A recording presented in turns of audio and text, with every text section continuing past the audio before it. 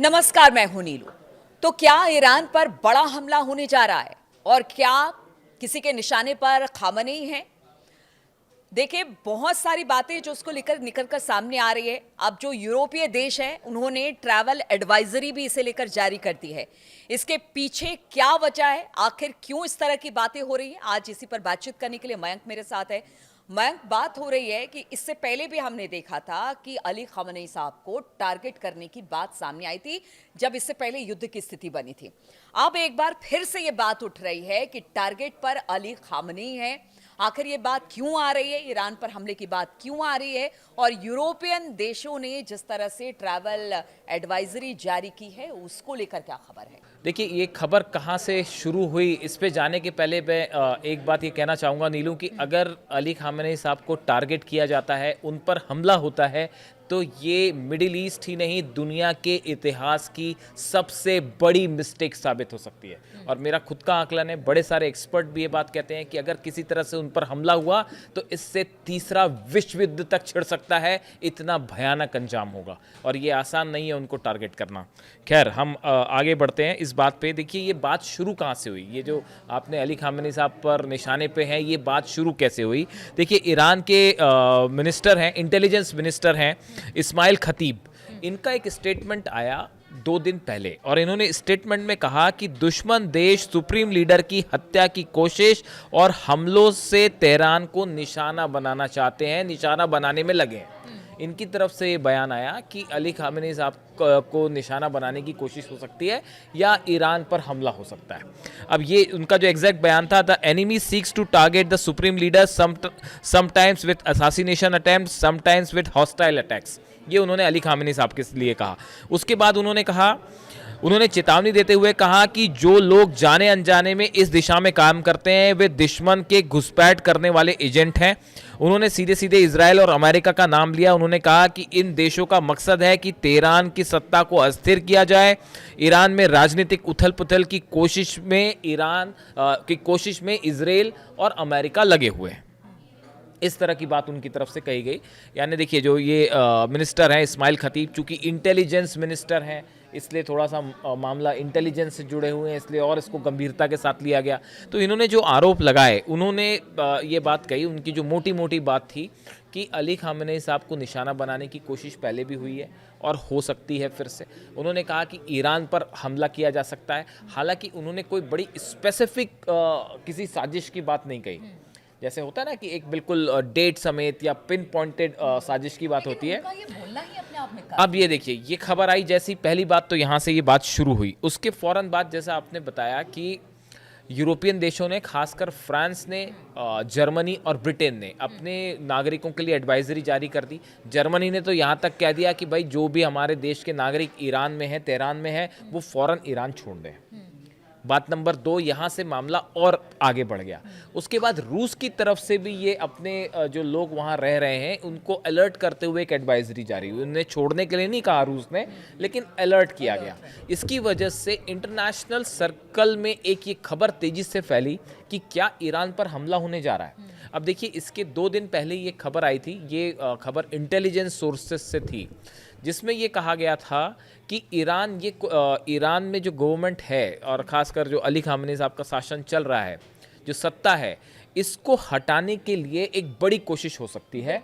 और उसमें स्पेसिफिक ये भी जानकारी आई थी, इस तरह से इंटेलिजेंस सोर्सेज से, अलग अलग सोर्सेज से जानकारी आई कि डोनाल्ड ट्रंप का ये जो शासन अभी चल रहा है, जो सरकार चल रही है, इनका टेन्योर ख़त्म होने के पहले ही ईरान में सत्ता परिवर्तन की कोशिश कर सकता है, इजराइल और अमेरिका मिलकर कर सकते हैं। इस तरह की खबरें कुछ मीडिया के हवाले से और चर्चाएं जो होती हैं सोशल मीडिया में, डिफेंस एक्सपर्ट्स जो हैं वो इस तरह की बात कर रहे थे कि जो रिपोर्ट्स आई वो ये कहती हैं कि डोनाल्ड ट्रंप के सरकार के दौरान अली खामेनी साहब को डिथ्रोन करने की कोशिश हो सकती है।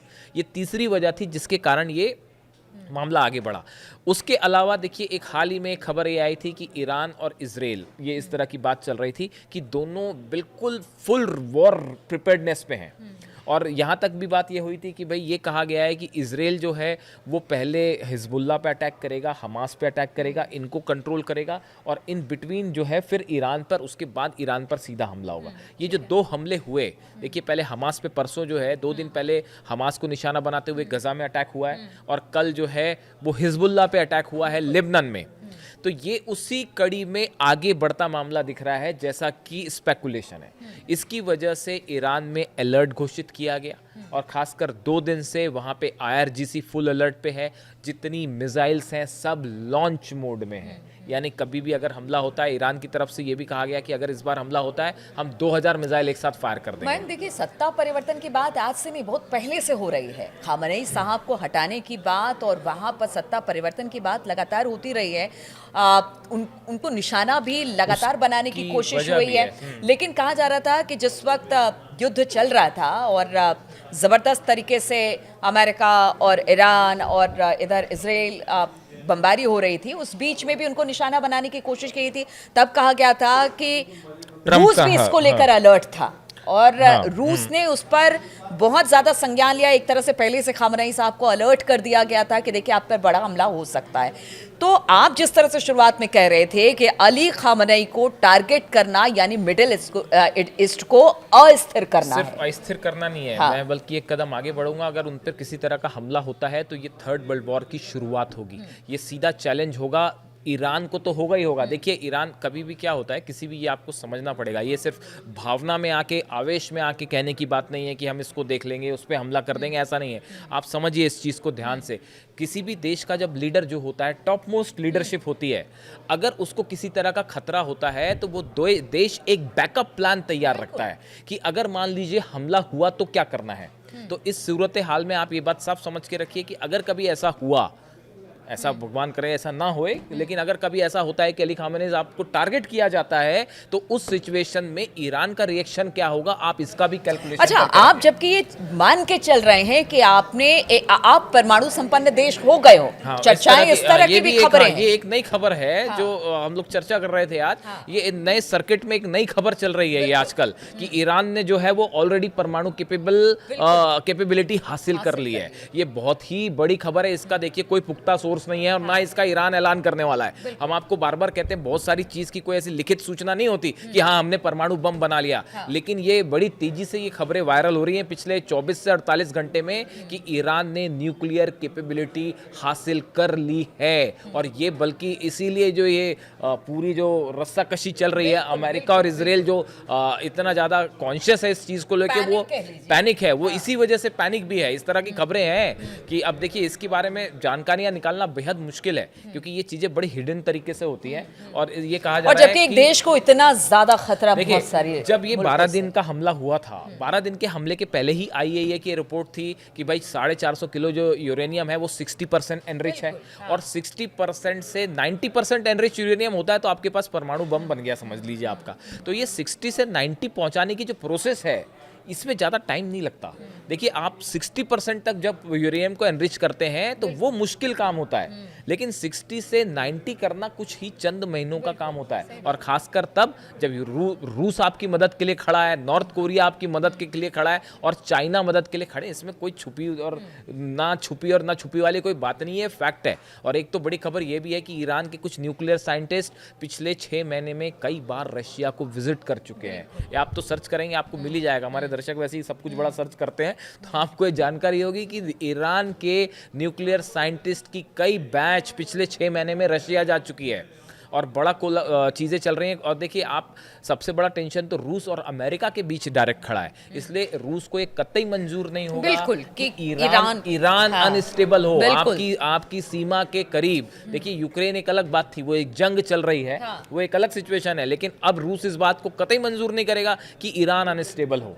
तो इस लिहाज से अली खामेनी साहब को अगर किसी तरह से डिथ्रोन करने की कोशिश होती है या उन पर हमले की कोशिश होती है तो इसके बेहद गंभीर परिणाम होने वाले हैं। ये बात सिर्फ फिर एक मिडिल ईस्ट के इजराइल और ईरान के युद्ध तक सीमित नहीं रहेगी इसके। और दूसरी चीज़ ये है, 2 बातें और। एक बात ये है कि वो सिर्फ ईरान के लीडर नहीं है, वो करोड़ों फॉलोअर्स हैं उनके ऑल ओवर वर्ल्ड में। उसका प्रभाव सिर्फ ईरान तक सीमित नहीं है, उनके बड़े फॉलोअर्स हैं और पूरे दुनिया में फॉलोअर्स हैं। तो उनको बहुत सारे बड़ी उनकी फॉलोइंग्स हैं भारत में क्या, और बांग्लादेश में क्या, और इंडोनेशिया में क्या, पूरी दुनिया में क्या, यूरोप में क्या, अमेरिका में, सब जगह। तो ये एक बड़ा चैलेंज होगा उस सिचुएशन में। और दूसरी चीज़ कि देखिए, ये बार बार सवाल होता है कि आखिर अली खामेनी साहब टारगेट पे क्यों हैं, इसकी वजह क्या है, और क्यों पिछली बार अमेरिका हिचकिचा रहा था उन पर हमला करने के लिए। इसकी वजह है, देखिए, अमेरिका की लगातार कोशिश है कि किसी तरह ईरान के साथ न्यूक्लियर डील हो जाए, ईरान अपना न्यूक्लियर एनरिचमेंट छोड़ दे, अपना मिसाइल कार्यक्रम रोक दे। इस राह में अगर कोई दीवार बन के खड़ा हुआ है, अडिग कोई खड़ा हुआ है, तो वो है अली खामेनी। उन्होंने पहले दिन से ये कह रखा था कि हम किसी भी सूरत में किसी भी फॉरेन ताकत के सामने हम झुकेंगे नहीं, हम अपना यूरेनियम एनरिचमेंट हमारा अधिकार है और हम इसे हर सूरत में जारी रखेंगे। अमेरिका और इजराइल का एक कैलकुलेशन था शायद कि युद्ध होता है, उसके बाद हम ईरान पर हमला करके ईरान को झुका देंगे, लेकिन ऐसा कुछ हो नहीं पाया, ये हो नहीं पाई बात। और दूसरी बात यह है कि अली खामेनी साहब को टारगेट करना इसलिए भी आसान नहीं है कि उसका जो नतीजा होगा वो बड़ा गंभीर होगा।